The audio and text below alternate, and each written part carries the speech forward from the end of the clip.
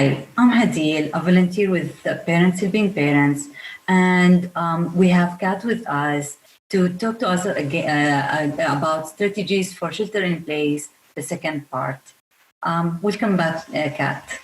Thanks, Adil. It's great to be back. Okay, let's jump right in for strategies for shelter in place when you are 24/7 with your family. So one of the great things with our kids is schedules.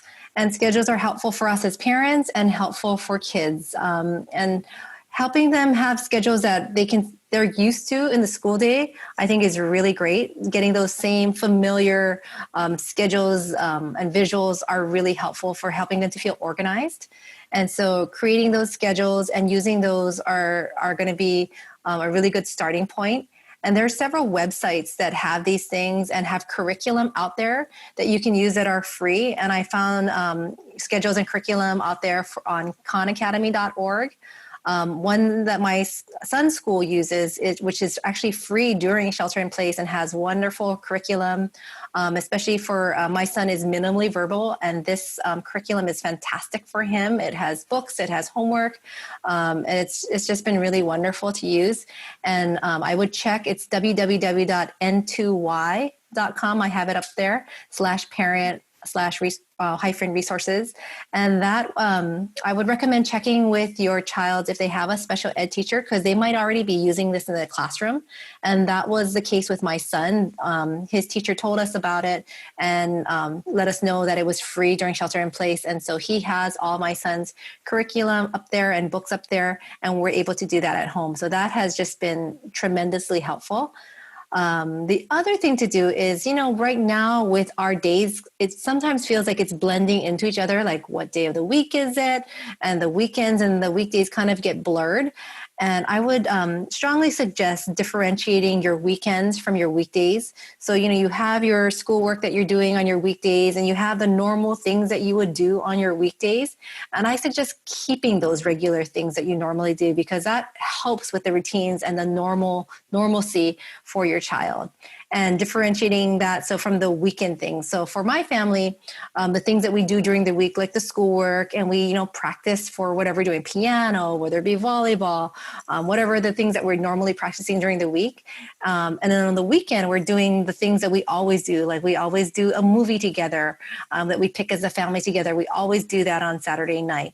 And there's just certain things that we always do, just fun family things. And so we've kept that routine going. And I think that's been really helpful for my children.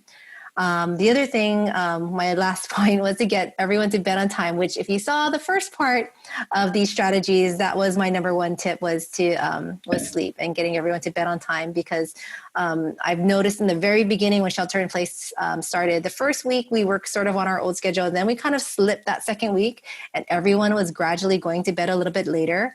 And we started having a lot more kind of chaos in our house where people were a little nippy and things. And I think that was with all of us getting less sleep. So we all went back onto our schedules and getting to bed on time, and we were all happier for it. Next would be social stories. Social stories and videos. There's so many things out there. There are about, whether it be about coronavirus, shelter in place, hand washing. There are just so many different social stories out there. And right now, the big one for my son especially is wearing the face mask, because we were really worried about him and wearing the face mask, and knowing that that is something that our kids are going to have to be doing as we move forward for a while. We've been really using those social stories and videos and getting him used to seeing these things. And part of that is, in the beginning, when I would have a social story, I would use it once or twice and think, I didn't really see an impact. And I realized later that, no, I needed to do it daily. So I needed to be reading that same social story with my son over and over again for weeks at a time until I started seeing an impact with him. So that is something that I do suggest, is that if there is certain things that you're trying to really teach your child with a social story, try not to just think, I'll just read it once or twice and that's going to have an impact. Maybe try giving it that's going to be your daily thing that you're reading, and it could be for a month, and seeing then if it's having an impact. Next would be, when our kids are in school, and especially if they have anything with an IEP or 504, they usually have something in there related to their sensory needs. So there's something in there during the school day to meet their sensory needs. And all of a sudden now at home, they're coming home and we're not used to providing that Monday through Friday during the day for them. And now we really do need to think about that, because that is a big part of their lives and their everyday well-being. And so looking at the different ways that we can incorporate their sensory needs into a fun way for them, whether it be slime and Play-Doh, whether it be bringing back tub baths. I know my kids love tub baths when they were little. And maybe your kid's a little bit older and, tub baths was something from a long time ago, but hey, if they don't have access to a pool, tub baths might be worth looking into again, and really might be helpful for them to have that, feeling of being in the water on a daily basis. Something like yoga, that stretching and deep pressure might be really helpful. And maybe if they were doing it in school, you can get the same visuals that your classroom OT or teacher was using with them. And that could be really helpful for them. The last thing would be for sensory is there are a lot of functional living skills that incorporate sensory in there.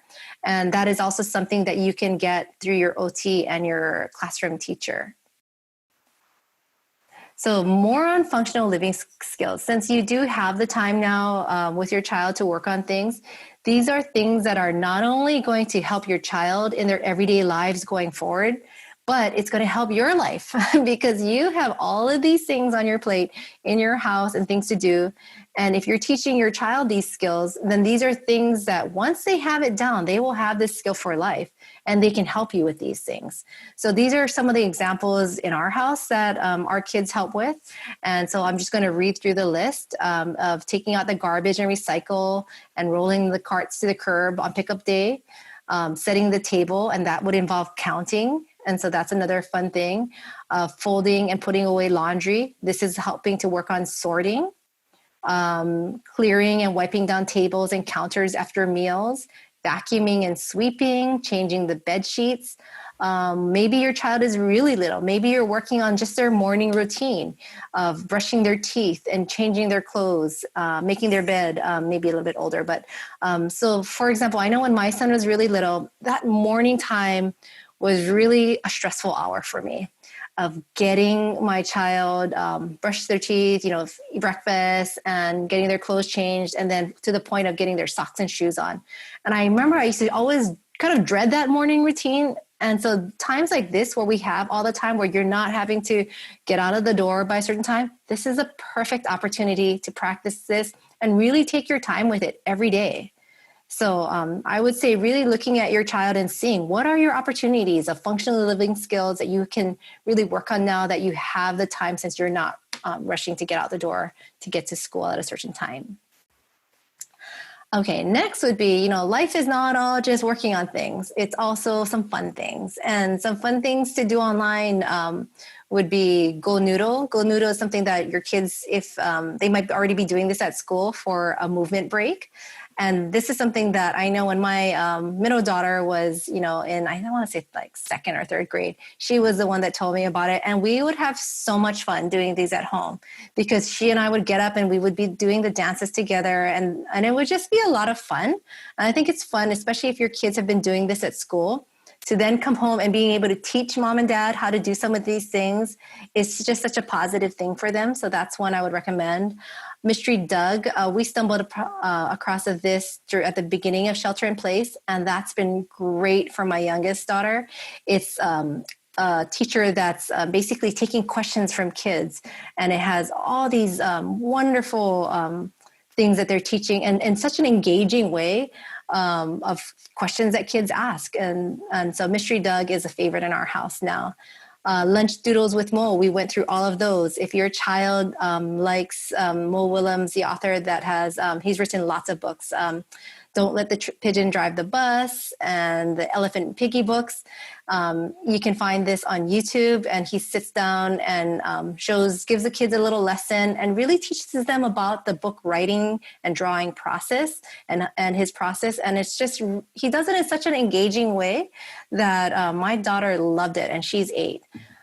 PE with Joe is a fun one. So if your kids are really active and they need something to do during the week for PE, this is a great one because it's free and it's on YouTube. And Animal Action is another one that you can find on YouTube. And this is great for kids 3 years old, 4 years old. It's a great catchy song with animals and showing them animal movements. And it's just really fun. Kind of gets that energy out. That's another fun thing to do with your kids online. And so lastly, I just wanted to keep this second part very brief. Was that I had this quote that I just really love. And I think that oftentimes, I lost it. As parents, we are lifting our kids up. And we're always, telling them and supporting them and really lifting them up. And sometimes as a parent, you need to be told these things for yourself. And to really remember that you are doing so much for your child and you're really doing the best that you can do. And so I just wanted to leave this quote with you so that you would remember that for yourself and to, pat yourself on the back and just, look at all that you are doing and know that your family appreciates what you are doing and that you're doing the best that you can do and you're doing a great job. And that's all I have for now. That was awesome, Kat. Thank you so much for all the information. And all the resources, honestly. I know many of the fun ones that you have there, but not all of them, to be honest. So it's great to explore new things. I'm going to go back to the schedules. And we try hard with the schedules. But it's always, there's always that question of what's the benefit of having that schedule if nobody is following the schedule? What are some strategies to get them to enforce the schedule, honestly? So I would say really first part would be to figure out what is the schedule that would work best for your family and focus on one part of your day, whether it be the morning routine or whether it be the nighttime routine. Kind of pick one and focus on that. Because if you try to, do your whole day, it's a bit much. So just picking one aspect. And so, for example, for your nighttime routine, if you're just working on that, getting the kids to bed on time, and you have a schedule that you really want your family to follow, but they're really not used to that, I would, have it written down and make sure that it's posted somewhere, so that everybody knows what it is. If you have a spouse, make sure you have your spouse to buy in on that and really know that we are really going to be enforcing this and encouraging the kids to get on board with this. And you'll see, it's funny, with kids, they at first are kind of like, wait, what are we doing? But when they know that this is what mom and dad are doing, they're actually they'll be the ones to tell you. So we also have, because like I talked about in our first presentation, I have little timers that I have. So the timer that goes off in my phone, and my youngest daughter has a clock. It's called a Galaxy Bear clock, and you can set it to chime when you want to let your kid know that they need to be in bed by that time. So in the beginning, she was like, well, what is this? Now she knows that she has to brush her teeth and get her body in bed by the time the bear starts beeping, and she knows. And so she'll be like, it'll start beeping. She's like, I'm not there yet. And like, she's, racing to get there because normally that is her plan, that she's going to get there before the bed, the Galaxy Bear goes off. And so I think, focusing on one area you really want to focus on, getting that, if you have a spouse, getting their buy-in, having it written down so everybody knows and understands what it is, and then giving yourself grace to know that in the beginning, it's not going to be exactly, but you're going to get closer and closer as the more consistent you get to having that schedule the way you want. That sounds great. We have a lot of alarms on Alexa. We have Alexa, so you can write whatever you want. And bedtime, we have like a family joke, and we have it on that. So every night at the same time, Alexa will go, here's your reminder. It's sleep time, and it will go with that, and both kids will smile like okay, let's get ready for sleep. But these reminders are great. And it's great to be a little funny there. Right. I'm not happy about sleep time at all. So it's a good way to make it a little more fun. Yeah. When it comes to functional skills, a lot of time, and we have that right now with my son, teaching him to take a shower by himself. It sometimes it's easier to do it yourself rather than teaching him. Yeah. And I wonder, what do you think about that? And I agree. And sometimes it is easier depending on what you have going on. But if you let that be your everyday, then that child will never learn to that independent skill. And so as I do know that, there is sometimes that I will just say, I just got to do it myself. But especially times like now when we do have more time, this is the ideal time since you don't have that pressure to be someplace else to try working on some of these things that are, that do take a lot of time. But the good thing is that you have every day to work on it. You have another chance to work on it for a while. That's true.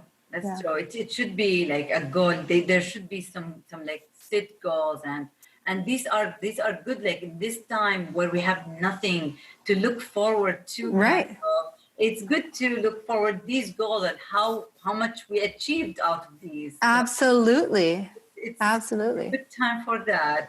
Mm-hmm. My last question is about the fun activities when it comes to going out, and we are limited, given the shelter in place. We're limited with the activities to maybe biking, hiking, going for walks. Mm-hmm. And I wonder, what are your recommendations when you have wide range of abilities? I have two boys. The older is willing to hike 4 or 5 miles, but my younger will not. My older is very fast on his bike. My younger is still not as much. And when you have that range of abilities, what are your recommendations for fun activities for the whole family to have together? So I would say if you have that different range of abilities, but your younger one can do some of that hike, right? Yes. So I would say try to do it. So if where you do say if it's something that it's like, for example, if the hike is 4 miles and your younger son can do 2 miles, then do that 4 miles with your older son. And if your husband or somebody else is there to take your son back after the 2 miles, at least you did part of it together. Because I mean, in a perfect world, we could do every single thing together. But the reality is, until there's times where maybe eventually you can, but sometimes based on abilities, based on age, based on different factors, that's not always the case. I would say just try to get it so that everybody can have that really enjoyable, because the whole goal is to be together and really enjoying an activity. And maybe over time, your younger son, he's going to love that even more and more, and he will want to go longer for the whole hike so the whole family could stay together. That's true. And it Yeah. always have to be fun. So if we keep dragging it more and more, it Right. will start not liking it. And Yeah. that's very true. Yeah. Great. I think these are all the questions I have. And this was really great, Kat. Thank you for all the information again and for all the resources. Great. Thanks so much, Hadeel. Have a Have a great good night.